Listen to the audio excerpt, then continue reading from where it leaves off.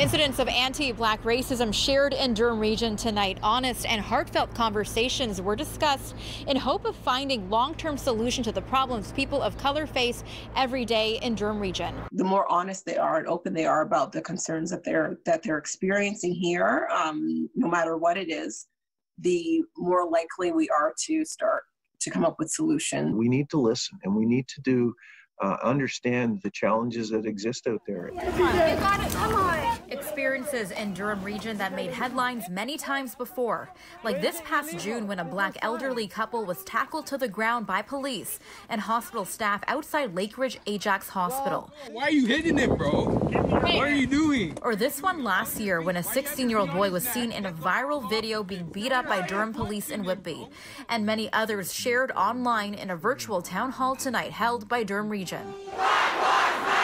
The anti-Black racism movement have gotten more recognition recently, and I'm saddened that it took the death of a Black man and the rightful outrage of the Black community for this to happen. There has to be, based on what people say, something that I can't predetermine, but based on what people say, an intention to ensure that there are systems and policies and programs in place that address some of those concerns. Questions and concerns over policing and systemic racism in the region's institutions. What other affirmative action is the region taking to address anti-Black racism and racism in all its forms by the criminalization of mental health? Durham Police Chief Paul Martin was also in attendance, admitting that those in policing need to take a hard look at what they do and how they do it. It is not enough for the Durham Regional Police Service to send messages of understanding without being willing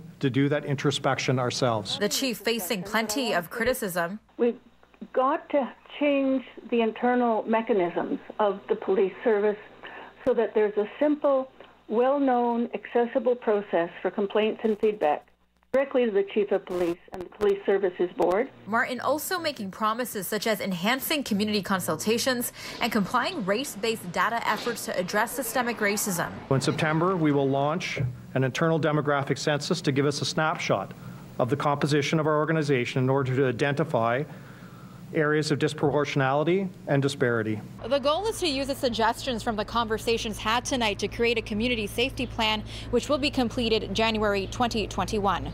Melissa Nakhavoly, City News.